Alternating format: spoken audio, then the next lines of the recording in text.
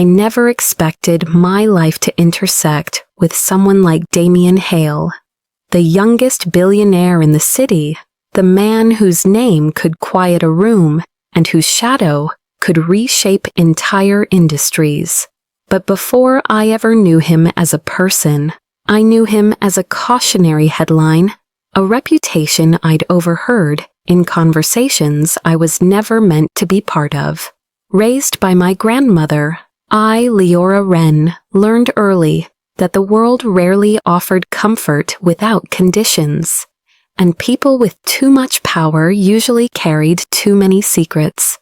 The morning everything shifted, I was running late for my shift at the small art supply store where I worked half cashier, half unpaid therapist to frantic students. My stretch of life was modest and predictable. The only complication was the quiet suspicion blooming inside me, a suspicion bought with one missed cycle and a lingering memory of a night I'd forced myself not to replay. A night with a stranger whose face I couldn't fully recall. A night I'd convinced myself was a mistake. The first time I saw Damien wasn't in his world, but mine, standing by the register, pretending to browse sketchbooks. He wore a charcoal wool coat, one that didn't belong anywhere near our cracked tile flooring. His posture was tense, too controlled, like someone trying not to be recognized. I thought he was lost, or worse, the type who wandered into ordinary places just to feel superior.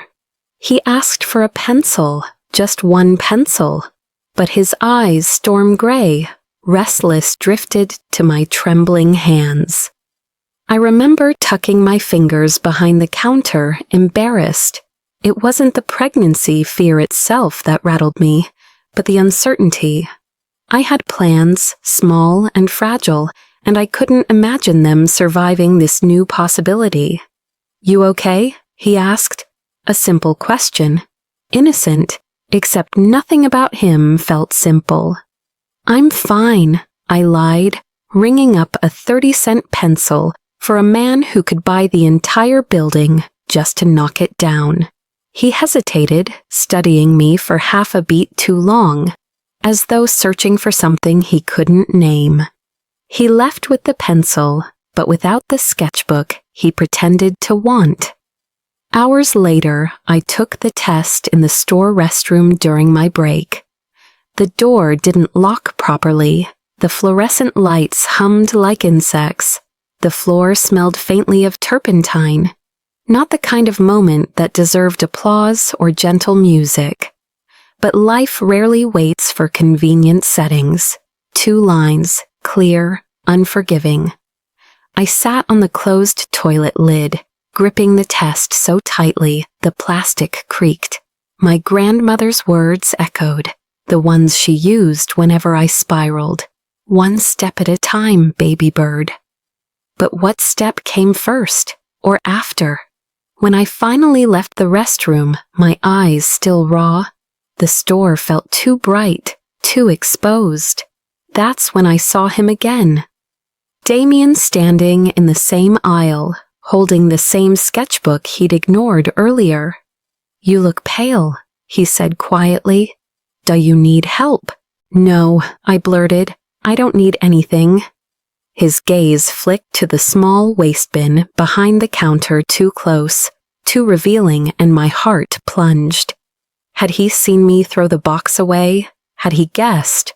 Or maybe I was just imagining danger where there was only concern. Damien didn't push. He simply nodded, paid for the sketchbook, and left.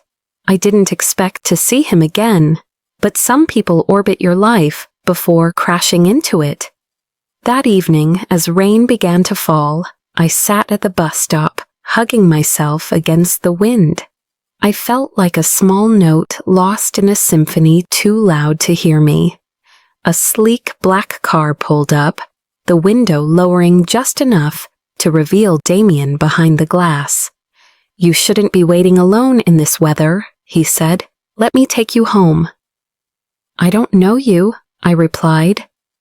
"You don't," he agreed, "but I'm offering a safer ride than this street." Against every cautious instinct, I got into the car. The drive was quiet at first, filled only with the rain and the low hum of the engine. Damien didn't pry. He simply adjusted the heat toward me. When the car passed under a streetlight, I saw him glance at me, not with curiosity, but with something like recognition. "Rough day?" he asked. "You could say that." "If someone hurt you," he began, then stopped, jaw tight. "No one hurt me," I whispered. When we reached my building, he didn't stop at the corner but pulled up right to the entrance. Before I stepped out, he handed me a small card. "If you ever need anything," he said softly, "call." I nodded and slipped out into the rain, feeling the weight of a future I hadn't chosen. Settling quietly inside me, I hurried up the steps, but halfway to the door, something made me pause. Maybe instinct, maybe fear. I turned back just once. Damien hadn't driven away. He sat there, engine running, watching to make sure I reached the door safely. The streetlight flickered above us, casting him in broken gold, and for a moment I wondered why a man like him cared at all. Inside my apartment, I leaned against the door, breathing in the quiet. The pregnancy test lay in my bag like a truth I wasn't ready to face. I pulled it out and stared at it again. The lines didn't change. I set it on the counter and sank onto the couch. My life had narrowed into two impossible truths. I was pregnant, and the father was a stranger whose face I barely remembered. A stranger who had appeared twice in one day, as if drawn by something neither of us understood. I didn't know Damien Hale, but something in the way he looked at me steady, searching, made me wonder if he sensed the storm forming too. In that small apartment, with the rain tapping softly outside, I felt the first quiet shift of a future already changing slowly. The rain didn't let up that night. It drummed against my windows with a persistence that mirrored the unease twisting inside me. I tried to sleep, but my thoughts kept circling back to the same impossible point. The stranger from that night months ago, and Damien's eyes earlier today. That soft pull of familiarity, that pause he took before speaking, like he recognized something he couldn't place. I told myself it was nothing. I was tired, stressed, pregnant, and overwhelmed. My mind could have stitched connections where none existed. That was safer to believe. But the truth didn't care about safety. The next morning I woke to a voicemail. Unknown number. "Leora, it's Damien.